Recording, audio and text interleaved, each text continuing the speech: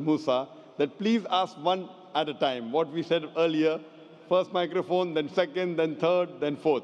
Go in order, otherwise there'll be chaos. Anyone coming on the microphones, I request you to go in order. First microphone from gent, second microphone, third from ladies, fourth, again come to first. Because I feel that we should do justice. That non-Muslim brother was waiting for a long time. So let's be just and go in the order as per the rules of the session. Yes, brother. Your name and profession. Hi, my name is Ahmed. I come from the glorious country of Iraq, and I'm a born Muslim. My problem is that I practiced Islam when I was... Brother, first we request questions from the non-Muslims. Once all the questions from non-Muslims are over, inshallah, we'll give you a chance. Yeah, but I'm telling my problem only. It's okay. But you said you're Ahmed and you're a born Muslim. I am born Muslim. But now are you a Muslim or not? I'm agnostic. Oh, so now you have left the religion of Islam. Yeah, I'm confused. Okay, fine. If you have left the religion of Islam, you can ask the question, brother. Okay. So my question is, how come I don't have the faith that you and the other Muslims have and some of my friends, even though I practiced Islam a lot and I even did Umrah, but I still do most of the sins that are forbidden in Islam, and I sometimes am lazy to do the prayer and the other subjects we have to do in Islam. I have read many books and about other religions and conspiracy theories and documentaries and such. I even have seen your own videos on YouTube, and there are many questions that go around my head about Allah and the Messenger and Muslims in general.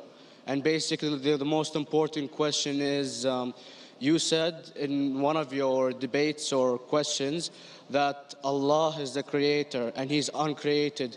But I have realized, how can the uncreated exist? And if He exists, how can we notice Him? How can we see Him or hear Him or feel Him or know of His existence if He's uncreated in our own dimension or so? That's one of the questions.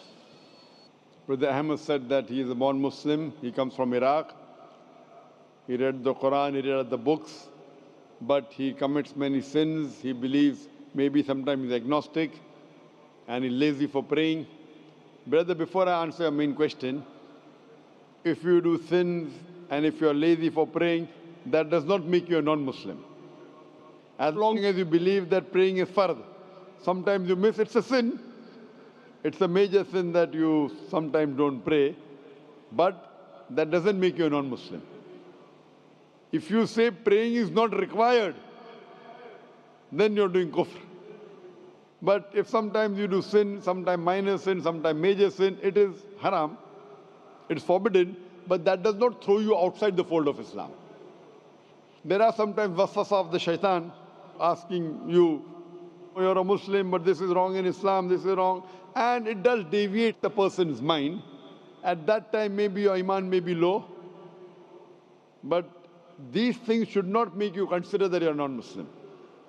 Regarding a question that I mentioned in my speech, and you're right, that Almighty God is the creator, but He Himself is uncreated. You ask the question, how can the uncreated, how can we see the uncreated, and how it's possible? Allah subhanahu wa ta'ala is Khaliq, is the creator. And by definition, He's uncreated. Because normally people say that when they try and prove in logic that everything has a creator, who created this table, the carpenter, from where he got, from the tree, who created the tree, so it goes back to Allah. So when many of the people try to convince an atheist, they try and say that everything has a creator, and then they get trapped when the atheist asked him who created Allah. So if you hear my tapes, I never go that way. I ask the atheist that how did you come to know about the universe? How did you come to know about the functioning of the stars, of the sun? And he says, and goes back, that the creator. So it's the vice versa. So if you know how to deal with logic, you don't trip over this problem with the atheist trap, the Muslims or the believers, by saying who created Allah. By definition, Allah is uncreated. And if you ask the question, who created Allah? If you have heard my tapes, I give the reply, that suppose a person comes and says that my brother John Yeah, I know, I saw that, I heard that's funny, but I mean, how does he exist if he's uncreated? Not, That is not Allah. created. Yeah, how That's can the he difference exist? between you and Allah. How does he exist means he was existing. From, he doesn't have a beginning. You and I have a beginning, that's human being. So that's the difference between us and Allah. You can't say that Allah has to be like us. If Allah is like you and me, why should we worship him? I see, but have you heard of the phenomenon, the Big Brother, used by various orders and political agendas to control the people and such by implementing it into multiple gods, and then later on it became a monotheistic religions all over the world to make it easier for Big the brother, people to... sorry, I've never heard of the religion Big Brother. It's not a religion, it's like a theory, an idea, basically. For What does it example, say? yes? What does this idea say? What does it say? Is that when you have a big brother, it's easier for you to live life. When you have someone watching you the whole time, understanding you the whole time, protecting you the whole time, being with you the whole time, and you can talk to him, although he never talks to you back, maybe in your dreams, do it to your mind and such, it's easier for you to live. While a human who does not have a big brother and is not easily controlled into doing so and is having complete freedom is a danger for the major ruling powers and such. What does this say? I don't understand. Big brother may be there, big brother may not be there. So what does it have to do with Islam and God? What does it have to do? Because basically Allah is watching you the whole time. So you want to knows- say that Allah is like a big brother? Indeed, you use him for your protection so you won't be scared. You know what I mean? See, this is the hypothesis. Hypothesis. If you have heard, how do I convince an atheist? If you have heard my answer, that you said that you're agnostic, you're atheist. Yeah. So first thing I do to an atheist is I congratulate him. What? I congratulate him. Have you heard my answer of atheist? Yeah, you congratulate them and stuff. But I haven't seen your debates with the atheist. I just saw your answers on some questions. Fine, so you haven't seen the answer of atheist. No, but I've seen your debate with David William Campbell. And that showed... William Campbell is not an atheist. Yeah, yeah. Now, when an atheist tells me he does not believe in God like your theory of Big Brother, Yeah. and if you believe in that theory, I will ask you, first thing I do to the atheist, I congratulate him. You know why?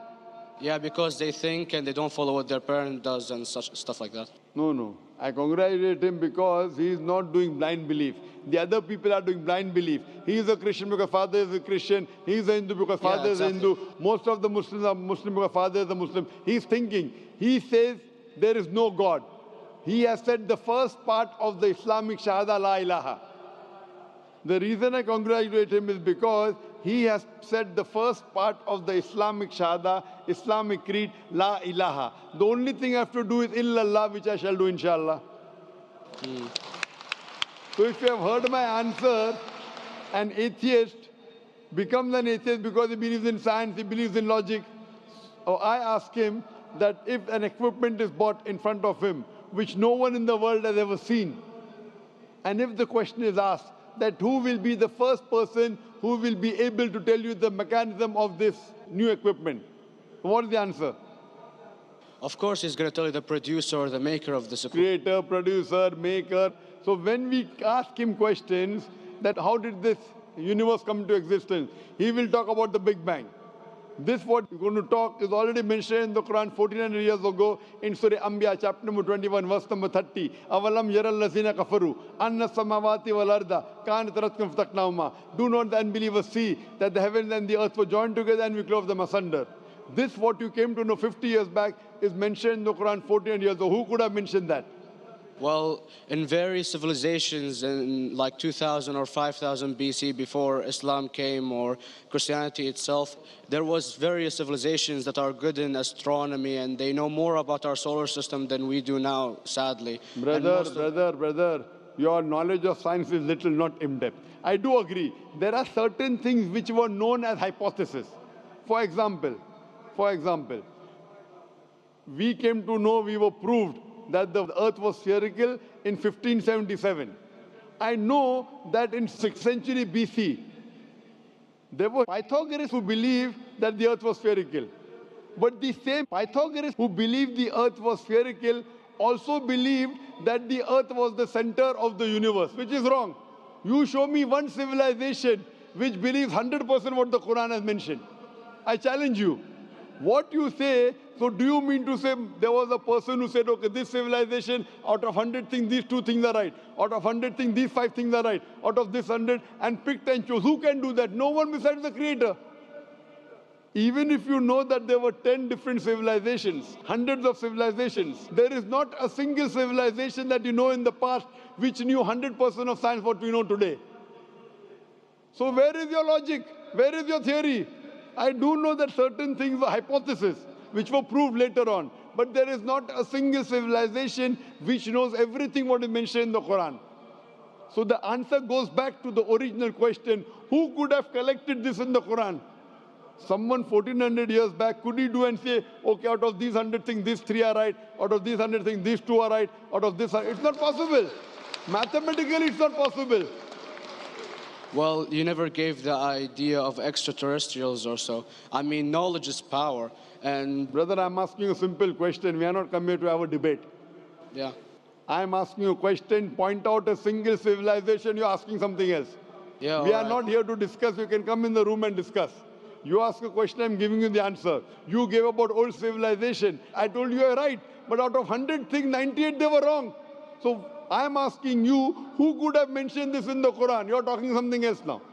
Yeah, well, I'm asking a simple question, 2 plus 2 equal how much? You are saying, I'm telling you 3 multiplied by 3 is how much? I'm asking a name, you're telling that where do you live? Yeah, I'm asking a simple question, name me a single civilization which has everything what was mentioned in the Quran. Do you know of any or not? Yes or no? Well, not everything, of course. Even not 10%. Why? Babylon knows of most of the planets and such. Planet is not the only thing mentioned in the Quran. There are 1,000 things mentioned in the Quran. To say what 1,000 things are mentioned in the Quran, 10% would be equal to 100 things. Did Babylonian civilization knew about 100 things mentioned in the Quran? No, because they don't have the IQ. They knew 5 or 6 things. In percentage-wise, very small.